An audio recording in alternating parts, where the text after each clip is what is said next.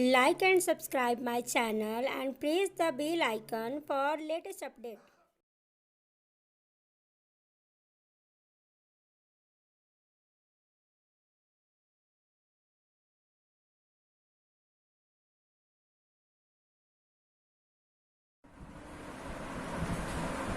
Dear students, संकल्प educational institute Dinara के इस YouTube चैनल में आप सभी का हार्दिक स्वागत है। आपको वीडियो पसंद आता है तो इसे आप लाइक करें और हमारे चैनल को सब्सक्राइब करें ताकि आपको हर वीडियो का लेटेस्ट अपडेट आपको मिलता है। चलिए, अगले वीडियो में हमने लेसन 2 का सेकंड पार्ट पढ़ाया था। इस वीडियो में हम लोग पढ़ेंगे उसका थर्ड पार्ट, जिसमें जंतुओं का वर्गीकरण। आज का टॉपिक है जंतु का वर्गीकरण। जंतु जगत मैंने आपको पहले बता चुका है इस बारे में कि 5 किंगडम क्लासिफिकेशन में जो लास्ट एनिमेलिया है, अब एनिमेलिया का हम लोग विस्तृत अध्ययन करेंगे। कितने वर्गों में इसको बांटा गया है अध्ययन की सुविधा के लिए। यहाँ पर आप देख रहे हैं, इस वर्गीकरण के बताने के पहले कुछ हम जंतुओं का जो कैरेक्टर्स है उसके बारे में हम आपको बताना चाहेंगे। सबसे पहले कुछ टर्म्स हैं जो ये इसके कैरेक्टर्स में आएंगे। जैसे यहाँ पर एक डायग्राम हमने बनाया है, सिलोमेट का काट। सिलोमेट जंतु उसे कहेंगे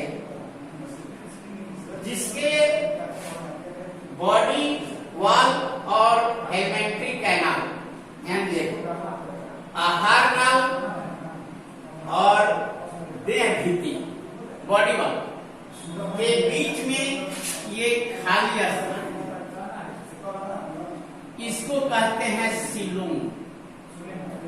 अगर ऐसा सीलोम है तो उस एनिमल को सीलोमेट कहेंगे, यानी जिसके बॉडी और एलिमेंट्री कैनाल के बीच में। देखिए यहाँ पर जो मीजोडर्म है, क्योंकि जंतु में इक्टोडर्म और एंडोडर्म यदि 2 ही लेयर है भित्ति में, तो उसको कहेंगे डिप्लोब्लास्ट। याद रखिएगा, डिप्लोब्लास्टिक शब्द का मतलब क्या है कि उस बॉडी का देह भित्ति जो है उसमें 2 लेयर है, एक इक्टोडर्म और दूसरा एंडोडर्म। अगर उसमें इन दोनों के बीच में एक तीसरा भी लेयर है जिसको कहते हैं मीजोडर्म, यहाँ पर लिखे हैं मीजोडर्म, अगर उसमें तीसरा लेयर भी है तब उस जंतु को क्या कहेंगे? ट्रिप्लोब्लास्ट, त्रिस्तरीय,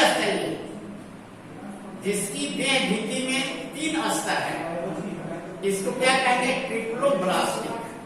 अगर 2 है, केवल इक्टोडर्म और एंडोडर्म है, तो उसको क्या कहेंगे? डिप्लोब्लास्टिक। अब सीलोम प्रेजेंट है कि नहीं? अगर उसके बॉडी वॉल और एलिमेंट्री कैनाल, देखिए यहाँ पर ये एलिमेंट्री कैनाल है, आहार नाल, और ये देखो दोनों तरफ ये मीजोडर्म है। इस मीजोडर्म के बीच में जो कैविटी है सीलोम अगर प्रेजेंट है तो उस एनिमल को क्या कहेंगे? सीलोमेट। इसीलिए हमने इसको बताया है कि ये कैरेक्टर्स में आएगा, जो लक्षण बताएंगे उसमें कि बॉडी सीलोमेट है कि नहीं। ये सीलोमेट एनिमल का ये कार्ड दिखाया गया, डायग्रामेटिक है। अब यहाँ पर एक शब्द है द्विपार्श्व समिति, सममिति, बाइलेटरल सिमेट्री कहते हैं। बाइलेटरल सिमेट्री और रेडियल सिमेट्री। रेडियल, ये रेडियल है और ये है बाइलेटरल। अब ये सब कहाँ यूज करेंगे? अगर एनिमल को ठीक बीचों बीच ऐसे काटते हैं तो वो दोनों भाग उसका बराबर बराबर भागों में पड़ जाते। जैसे नींबू को आप बीच से काटिए तो दोनों पार्ट समान दिखाई पड़ेगा। उसी तरह से हमने एक एग्जाम्पल यहाँ लिया है फ्रॉक का और यहाँ से बीचों बीच हमने काटा है देखिए, तो दोनों तरफ का पार्ट यानी लेफ्ट और राइट समान अंग दिखाई पड़ रहा है, कहीं डिफरेंस नहीं। लेकिन वही घोंघा को काटिए, एक तरफ ज्यादा अंग मिलेगा, एक तरफ कम मिलेगा, बराबर नहीं होगा, बराबर रूप से नहीं कटेगा। तो जिसमें बराबर रूप से दो पार्ट में कट जाता है, दो हिस्से में, तो वैसे सिमेट्री को क्या कहेंगे? द्विपार्श्व, बाइलेटरल सिमेट्री यानी द्विपार्श्व सिमेट्री। जब उसको बीचों बीच काटेंगे दोनों पार्ट एकदम समान दिखेंगे, उसे कहेंगे द्विपार्श्व सममिति। अगर उसके सेंटर से हम काटते हैं रेडियस से और इक्वल पार्ट में कटता है तो उसे कहेंगे अरीय समिति, रेडियल सिमेट्री। और अगर नहीं बराबर भाग में कटता है तो उसको कहेंगे एसिमेट्री, असममिति, असममिति। तो ये तीन टर्म्स हैं, बाइलेटरल सिमेट्री, द्विपार्श्व सममिति, दूसरा है अरीय सिमेट्री यानी रेडियल सिमेट्री, और तीसरा है एसिमेट्री, असममिति। और एनिमल्स के कुछ गुण हैं इसमें, ये इतना इसमें विविधता है, इसीलिए इसको क्लासिफाई करना पड़ा है, वर्गीकृत करना पड़ा है। तो कैरेक्टर्स में कुछ मिलेंगे कि उनमें लोकोमोटरी ऑर्गन है, प्रचलन अंग है, किसी में नहीं है। किसी एनिमल्स में प्रचलन अंग है या नहीं है। अब कुछ एनिमल्स लंग्स द्वारा सांस लेते हैं, कुछ एनिमल्स गिल्स द्वारा सांस लेते हैं।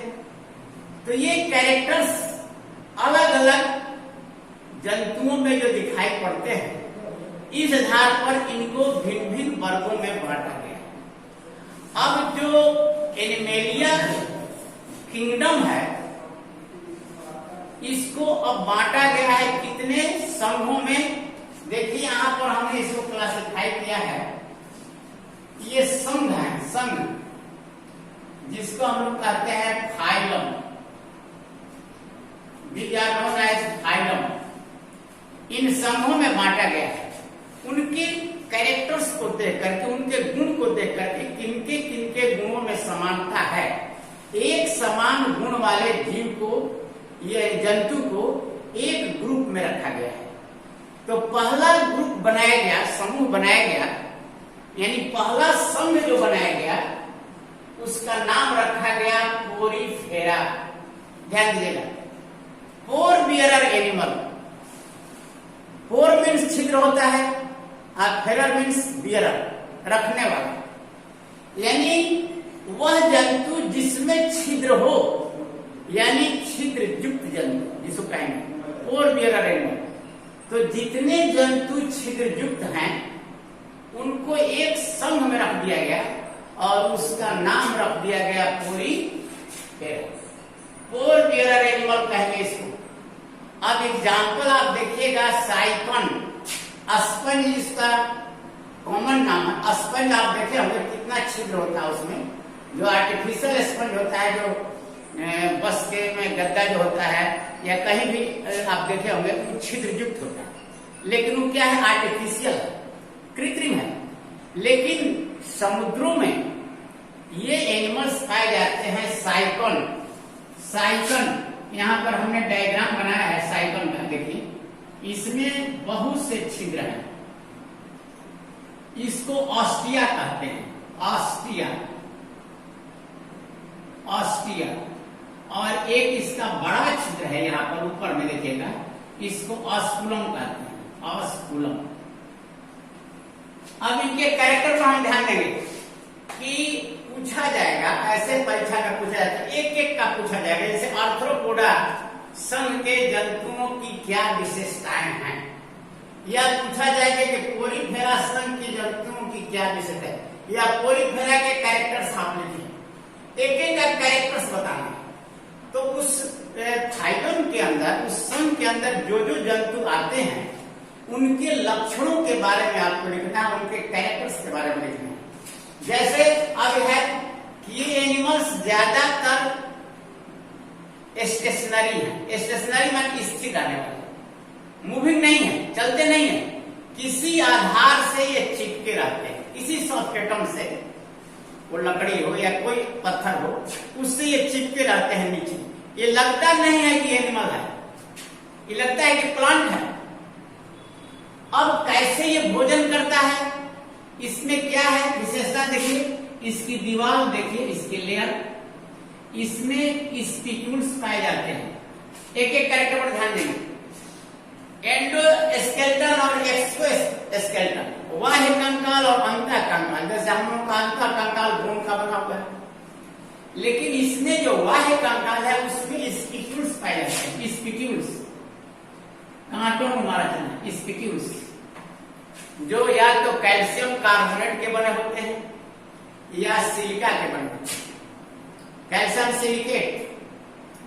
और ये न्यूमरस पोर जो है, अधिक संख्या में जो छिद्र पाए जाते हैं, इनको ऑस्टिया कहते हैं। और इसके ऊपर एक बड़ा छिद्र है, जैसा कि मुख होता है उसका, उसको कहते हैं ऑस्कुलम।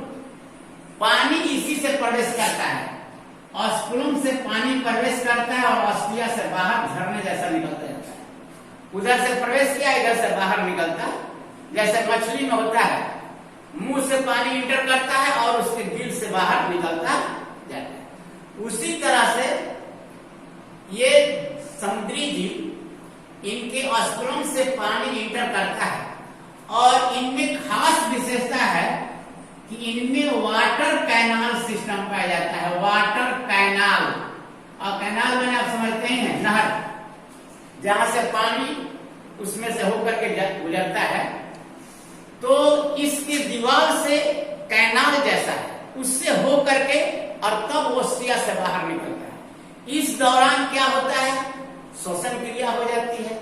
इस दौरान पानी के अंदर भोज्य पदार्थ है, उसके शरीर में प्रवेश करता है, यानी ये क्रियाएं हो जाती है। दोनों क्रियाएं, जस्ट लाइक फिश, मछली जैसा। मछली में भी पानी से वो मुंह से प्रवेश करता है, तो पानी में घुलित ऑक्सीजन उसके गिल्स में जाता है। गिल्स में रक्त की नलिकाओं का जाल है, वो ऑक्सीजन खींच लेती है। और साथ साथ भोजन जो है वो फैरिंग से होता है, वो उसके एलिमेंट्री कैनाल में चला जाता है, आहार नाल में चला जाता है। उसी प्रकार इसमें जो कैनाल सिस्टम बहुत डेवलप है, वाटर कैनाल सिस्टम, और इसमें बहुत तरह की सेल्स पाए जाते हैं। हालांकि वो सारे सेल्स ऊतक का निर्माण नहीं करते, लूजली होते हैं। भिन्न भिन्न तरह के सेल्स पाए जाते हैं। रिप्रोडक्शन अधिकतर एसेक्सुअल होता है, अलैंगिक होता है। आपको मेन पॉइंट, जो मेन कैरेक्टर्स है, वही बताना है। और अधिकतर ये हार्माफ्रोडाइट होते हैं। हार्माफ्रोडाइट क्या शब्द है, यूनिसेक्सुअल एंड बाइसेक्सुअल। हार्माफ्रोडाइट का अर्थ होता है द्विलिंगी या उभयलिंगी, यानी जिनमें दोनों लिंग हो, मेल एंड फीमेल अंग दोनों मौजूद हो एक ही एनिमल्स में, उसको कहेंगे उभय लिंगी, हार्माफ्रोडाइट। अधिकतर इनमें अलैंगिक प्रजनन होता है। और लैंगिक प्रजनन जो होता है, आपको हम बताए हैं कि लैंगिक प्रजनन शुक्राणु और अंडाणुओं के संयुग्मन से होता है। मेल गैमिक यानी नर युग्मक और मादा युग्मकों का संयुग्मन होता है, फ्यूजन होता है, यानी निषेचन करते हैं इसको, जिसके फलस्वरूप क्या बनता है, जुग्मनस का निर्माण होता है। इसमें जिन्यूल्स बनते हैं। और इसमें खूबी है कि रीजेनरेशन, पुनरुद्भवन क्या है, बता दिए थे आपको कि the ability to generate their lost और डैमेज पार्ट, यानी इसमें क्षमता है कि जो इसका पार्ट डैमेज हो जाता है उसको क्या कर लेता है, वो जनरेट कर लेता है, रीजनरेट। एबिलिटी है, क्षमता है, और इसको कहते हैं रीजेनरेशन, इस प्रक्रिया को। तो इनमें रीजेनरेशन भी होता है, इनमें पुनरुद्भवन की क्षमता होती है कि शरीर का नष्ट हुआ भाग पुनः उसका निर्माण हो जाता है। एग्जाम्पल में आप लिखेंगे साइकन, यूप्लेक्टेला, यूस्पंजिया, स्पंजिया, ये सारे एग्जाम्पल है फाइलम कोरीफेरा। चलिए दूसरा हम चलते हैं, दूसरे फाइलम सिलेंट्रेटा। नाम से स्पष्ट है, Ceylon means cavity, enteron means intestine. अब जैसे यहाँ पर हम हाइड्रा का फिगर बना रहे हैं, जैसे हाइड्रा है, हाइड्रा का देखिए ये बॉडी वाला है और इसके बीच में क्या है, एंटरॉन है, एंटरॉन, इंटेस्टाइन। इंटेस्टाइन इसका कैसा है, खोखला है, सिलॉन, एंटरॉन, इसलिए इसका नाम रख देगा सिलेंट्रेटा, या इसका दूसरा नाम है निडेरिया। निडेरिया हालांकि सी से शुरू होता है, निडेरिया, सी साइलेंट होता है, निडेरिया का। सिलेंट्रेटा की क्या विशेषता है, क्यों इसको सिलेंट्रेटा में रखा गया, एक दूसरा संघ बनाया गया सिलेंट्रेटा का, कि ये जलीय होते हैं और अधिकांश समुद्री होते हैं। कुछ जंतु ये फ्रेश वाटर में पाए जाते हैं, मृदु जल में, जैसे हाइड्रा है, लेकिन अधिकतर क्या होते हैं, ये समुद्री होते हैं। मेराइन, देखिए शब्द इस पर आपको ध्यान देना है, यदि वो समुद्र में पाए जाते हैं तो उसको कहेंगे मेराइन, अगर वो इधर के जल में पाए जाते हैं, मृदु जल में पाए जाते हैं, उसको कहते हैं फ्रेश वाटर, मृदु जलीय। इनके शरीर का बाह्य स्तर एक्टोडर्म तथा भीतरी स्तर क्या होता है, एंडोडर्म, या उसको हम कह सकते हैं गैस्ट्रोडर्मिस। ये दोनों स्तर के बीच में यही खूबी है कि दोनों स्तर के बीच में एक मीजोग्लिया पाई जाती है, जो नन सेलुलर, उसमें कोई कोशिका नहीं होती, और सिलेंड्रान यानी गैस्ट्रोवेस्कुलर कैविटी होती है इसमें। और देखिएगा हाइड्रा की खास विशेषता, या कुछ ऐसे जंतु इसमें हैं कि इनमें बॉडी वॉल में, इसके बॉडी वॉल में एक विशेष प्रकार के सेल्स पाए जाते हैं, जिसको कहते हैं निडोब्लास्ट सेल्स। निडोब्लास्ट दंश कोशिका, ये पूछा जाता है कि दंश कोशिका किसमें पाई जाती है। दंश कोशिका क्या करती है, जैसे मान लीजिए हाइड्रा पानी में रहता है, अगर कहीं इसको प्रे मिल गया, शिकार मिल गया, इसका कोई जंतु मिल गया, तो इसके टेंटिकल से वो कोशिका में सीधे बाहर निकल जाती है और जा करके उस जंतु में प्रवेश करता है ऐसे, और इसमें क्या होता है, पॉइजन होता है, डंक मारना जिसको कहा जाता है, दंश, और वो जंतु क्या हो जाता है, अचेत हो जाता है, पैरालाइज हो जाता है, और तब उस पर टेंटिकल से क्या करता है, कलेक्ट कर लेता है, ले करके मुख में डाल देता है। निमेटोसिस्ट पाई जाती है निडोब्लास्ट कोशिकाओं में, निमेटोसिस्ट पाई जाती है। इसकी उपस्थिति के कारण यह अपना सेफ्टी भी करता है और साथ साथ अपनी आत्मरक्षा भी करता है और जंतुओं का शिकार भी करता है। इनकी कोशिकाओं में बहुत ही श्रम विभाजन पाया जाता है, विभिन्न तरह की कोशिकाएं इसके बॉडी वाले में पाई जाती है, जिसे कहते हैं डिवीजन ऑफ लेबर। और इसमें बॉडिंग द्वारा पढ़ाए थे आपको नहीं पढ़ाएंगे, एक क्लास में पढ़ाए कि बॉडिंग द्वारा सेक्सुअल रिप्रोडक्शन, अलैंगिक मुकुलन द्वारा, और साथ साथ लैंगिक प्रजनन भी होता है अंडाणु और शुक्राणु के संयुक्त से। इस तरह से एग्जाम्पल याद कर लीजिएगा। हाइड्रा यहाँ पर बनाया गया है, यहाँ पर ऑरेलिया है, ये समुद्री एनिमोन है, फाइसेलिया है, ये सभी जंतु इसके उदाहरण है। किसके? सी एनिमोन, कोरल, देखिए यहाँ कोरल भी है, कोरल, ऑरेलिया, एनिमोन, सी एनिमोन और हाइड्रा, ये सभी हैं एग्जाम्पल किसके? सिलेंट्रेटा के।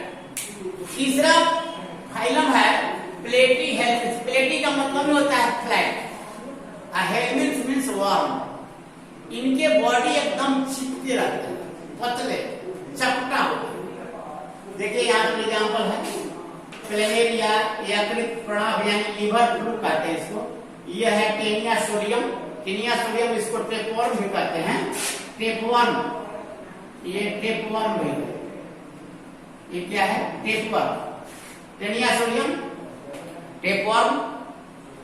और यहां आप देखेंगे कि इसका बॉडी फ्लैट है, इसलिए इसका नाम रखा गया है प्लेटी, हेल्मिन्थ मीन्स वर्म। ये जंतु जो है यहाँ पर आप देखेंगे कि इस जंतु की खूबी यहाँ पर देखेंगे जंतु की खूबी है कि अधिकतर ये जंतु जो है इनके बॉडी में 3 लेयर है, याद रखें। ये ट्रिप्लोब्लास्टिक होते हैं। सिलेंड्रेटम बताते हैं इक्टोडर्म, मेसोडर्म और एंडोडर्म। बीच में एक अपोसी स्तर होता है इक्टोडर्म और मेसोडर्म, एंडोडर्म के बीच में। लेकिन इसमें क्या है ट्रिप्लोब्लास्टिक है, त्रिस्तरीय है। इक्टोडर्म, मेसोडर्म और एंडोडर्म तीनों पाया जाता है। अधिकतर ये परजीवी हैं, ये परजीवी होते हैं। परजीवी का मतलब पैरासाइट्स। और एसिलोमेट, ये पॉइंट याद रखना है। एसिलोमेट इसलिए बताया गया आपको कि इसमें सिलोम नहीं पाया जाता। एसिलोमेट होते हैं यानी बॉडी वॉल और एलिमेंट्री कैनाल के बीच में कोई कैविटी नहीं है, कोई सिलोम नहीं है, इसलिए कहते हैं एसिलोमेट। ट्रिप्लोब्लास्टिक है, त्रिस्तरीय इनका बॉडी वॉल है और इनका शरीर डॉर्सोवेंट्रली फ्लैटेंड है। डॉर्सोवेंट्रली क्या शब्द है? डॉर्सल ऊपर सरफेस को कहते हैं और वेंट्रल नीचे सरफेस। डॉर्सोवेंट्रली फ्लैटेंड, ये जो है डॉर्सोवेंट्रली फ्लैटेंड होते हैं और आहार नाल केवल मुख द्वारा बाहर खुलता है। फीता कृमि में आहार नाल अनुपस्थित होता है, याद रखिएगा फीता कृमि जो वहां पर लिखा है। और श्वसन अंग, कंकाल तंत्र, रुधिर परिवहन तंत्र, ये सभी विकसित इसमें नहीं। और ये उभयलिंगी जंतु है। अब देखिए इनमें आपस में ही प्रोडक्शन हो जाएगा, इससे मुड़ जाएगा, इसमें नर और इसका मादा। उभयलिंगी होते हैं, अधिकतर उभयलिंगी हर्माफ्रोडाइट, यानी इसमें दोनों जननांग पाए जाते हैं। Male and female reproductive organs are present in similar same animals. Planaria example याद कर लो, प्लेनेरिया है, लीवर फ्लूक है, टेनिया सोडियम है और साइक्लोस्टोमा है। अब चलिए चौथा फाइलम एस्टिलमिन्स। एस्टिलमिन्स क्या है? ये शरीर अखंडित होता है, अनसेगमेंटेड, और इसमें बाइलेटरल सिमेट्रिकल है। ये सिलेंड्रिकल कृमि है, ये राउंड वर्म कहलाते हैं। इनमें एक खास कैरेक्टर है फाल्स सीलोम। फाल्स माने रियल नहीं, यानी मिथ्या, फाल्स। ट्रू सीलोम नहीं है, वास्तविक सीलोम नहीं है, फाल्स है। यानी इसको एक अलग से टर्म हम देते हैं pseudocoelom. Pseudocoelom, pseudo PSEDO, PS pseudo, coelom, P silent रहेगा, सीडोसीलोम ये पाया जाता है। PSEU,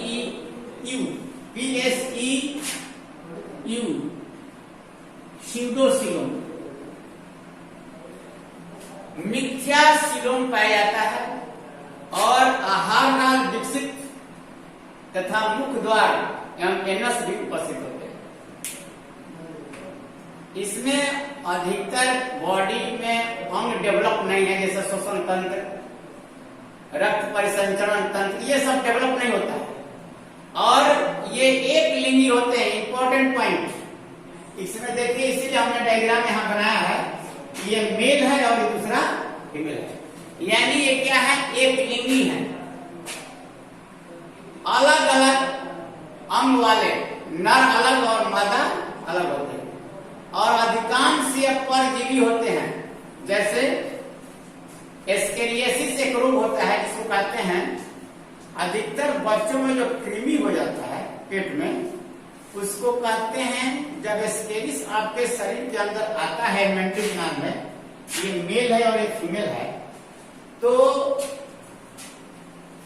बच्चे दांत किटकिटाने लगते हैं।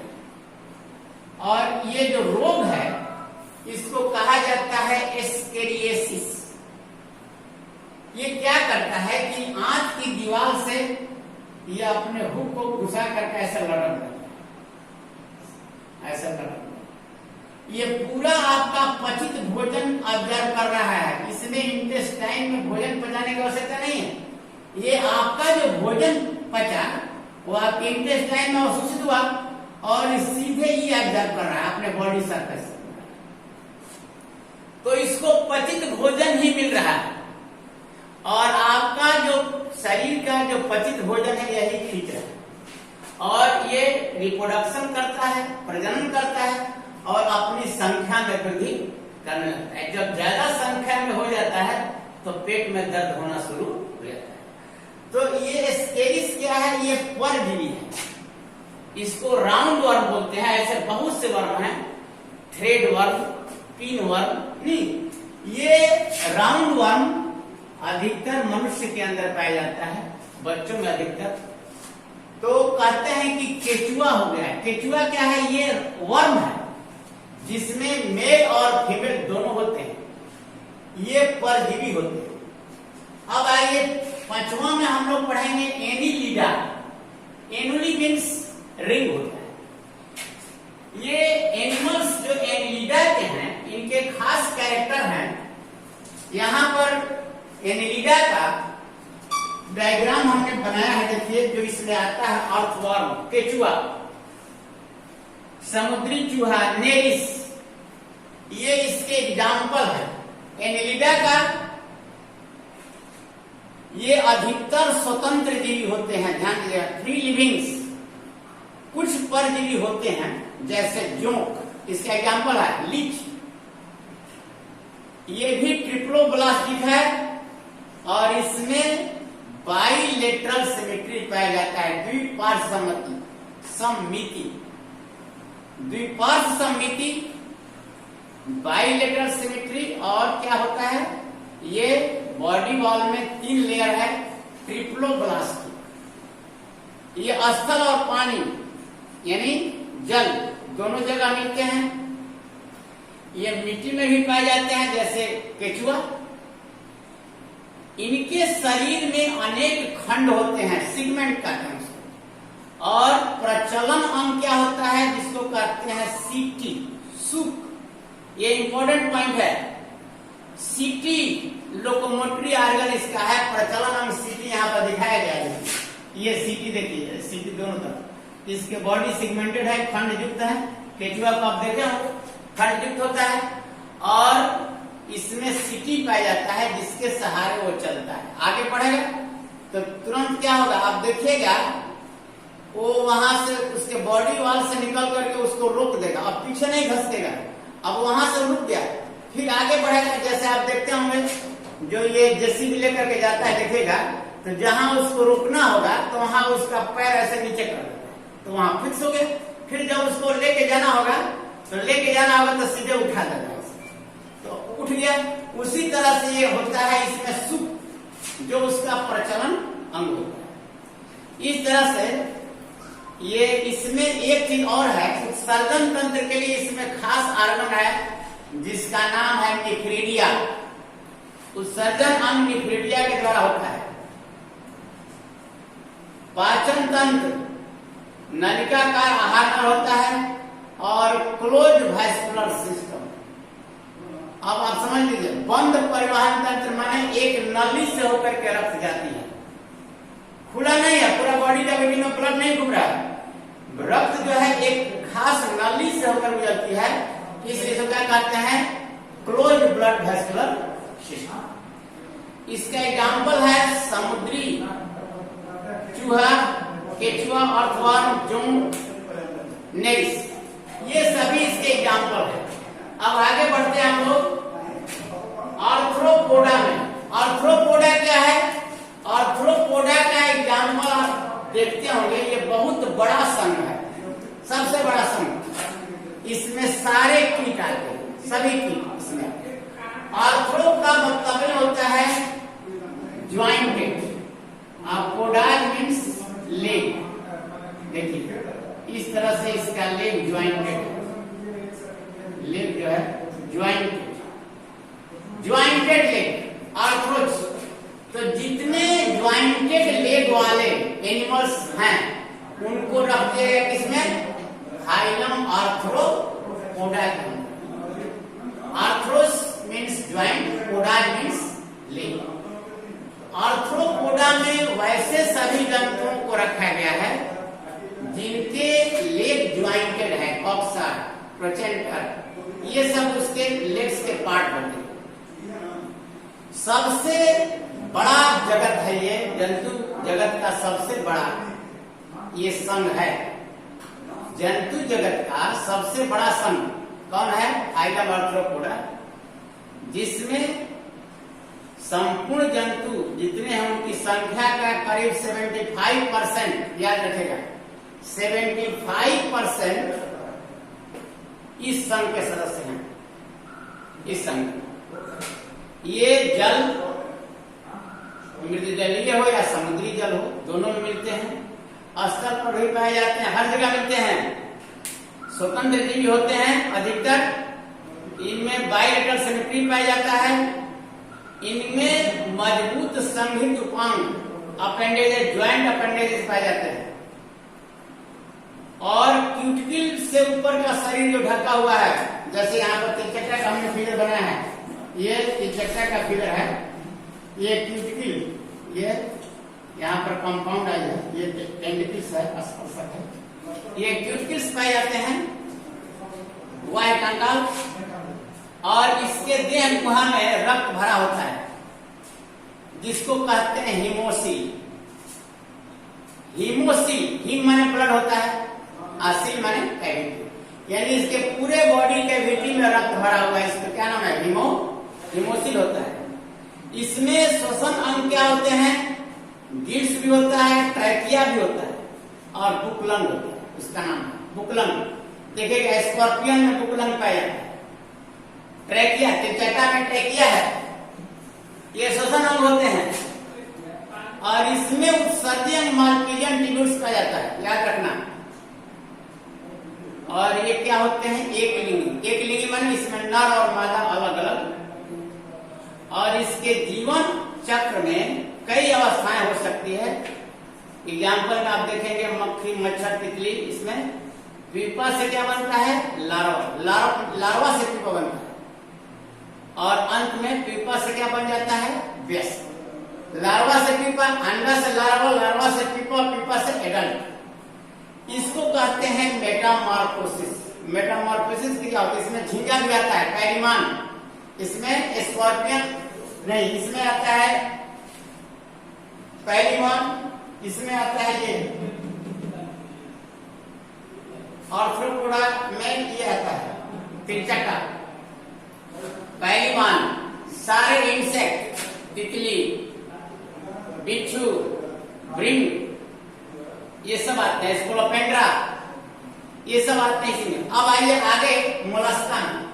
मोलस्का जो है, ये मोलस्का जो है म्यूसेल, इसका बॉडी बड़ी सॉफ्ट होता है, याद रखिए बॉडी बहुत ही सॉफ्ट है, मुलायम, इसलिए इसका एक प्रोटेक्शन ऑर्गन्स बन जाता है चारों तरफ से खड़ा ऑर्गन, जो इसकी सुरक्षा का। जैसे शंख में देखिएगा पाइला, जिसको घुंघरा कहते हैं, सीप, यानी बॉडी इतना सॉफ्ट होता है अंदर का, इसलिए इसके चारों तरफ एक कवच बनता है, सेल बनता है, जो उसकी सुरक्षा करता है। शरीर इसमें अनसेगमेंटेड होता है, और इसका शरीर बहुत ही कोमल होता है। और इसमें क्या होता है कि झिल्ली द्वारा जो इसका शरीर एक कोमल झिल्ली से ढका रहता है उसको कहते हैं मेंटल। ये शरीर जो है ढका रहता है जिसको कहते हैं मेंटल, झिल्ली से, उसको मेंटल कहते हैं। और मोलस्का को आप देखेंगे समुद्र में जो पाया जाता है, क्या करते हैं ये शंख वगैरह, तो ये अपने आप इसके चारों, जैसे मुर्गी के अंडे में ऊपर का जो कवच बन जाता है सेल, उसी तरह से धीरे धीरे इसके बॉडी के ऊपर एक कड़ा आवरण बन जाता है, इसका नाम है शेल। वो शेल बन जाता है और इसमें टॉर्सन होता है, कैल्शियम कार्बोनेट का कवच होता है, इसको सेल कहते हैं। रक्त परिसंचरण तंत्र खुला होता है, ओपन, याद रखेगा। गिल्स और नीडिया पल्मोनरी साइट के द्वारा होता है रिस्पिरेशन की क्रिया, श्वसन। देहमुहा क्या होती है, छोटी होती है और ये सामान्यतः क्या होते हैं, एक लिंगी होते हैं। कुछ द्विलिंगी होते हैं, काइटन, घोंघा, सीप, ऑक्टोपस, सीपिया।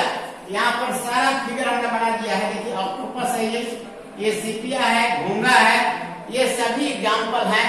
और ऑक्टोपस और सीपिया ये सब समुद्र में पाए जाते हैं, याद रखना, बड़ी खतरनाक जंतु है सब। और ये तो हम लोग क्या मिलता है, ये जलीय निर्जलीय है, हमारे पानी में मिलता है, तालाबों में।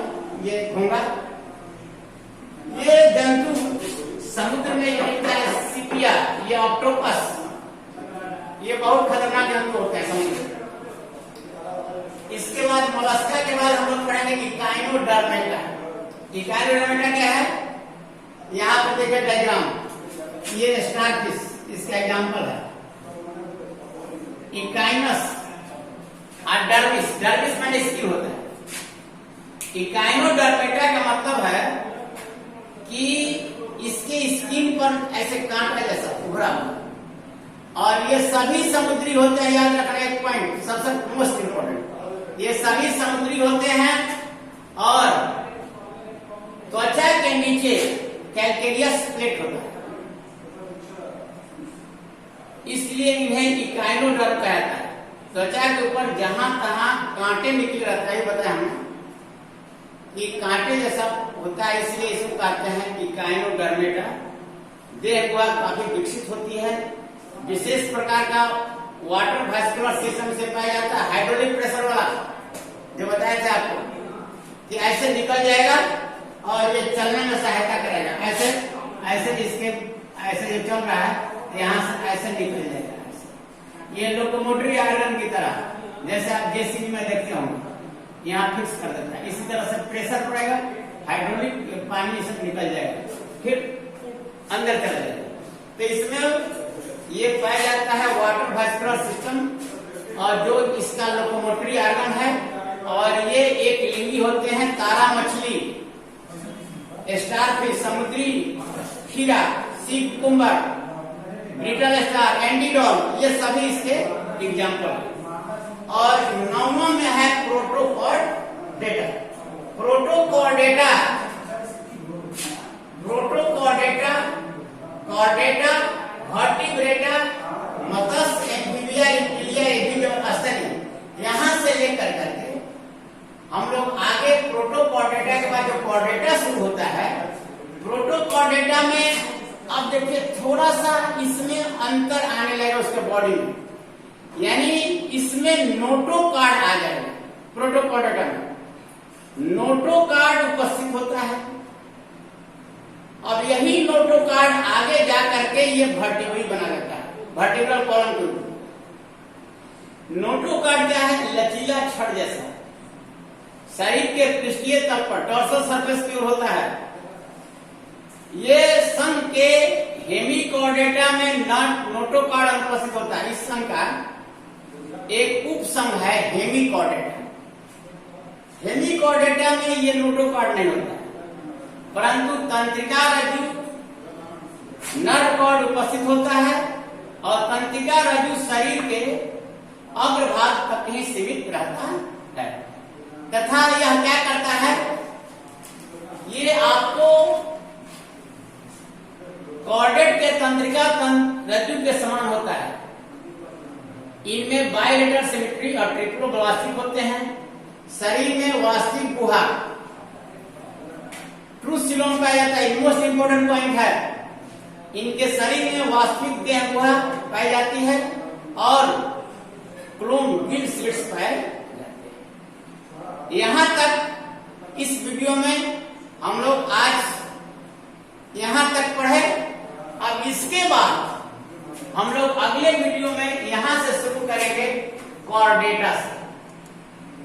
नेक्स्ट वीडियो जो हमारा चौथा वीडियो होगा उसमें कॉर्डेटा से हम लोग पढ़ेंगे। That's all about. थैंक्स।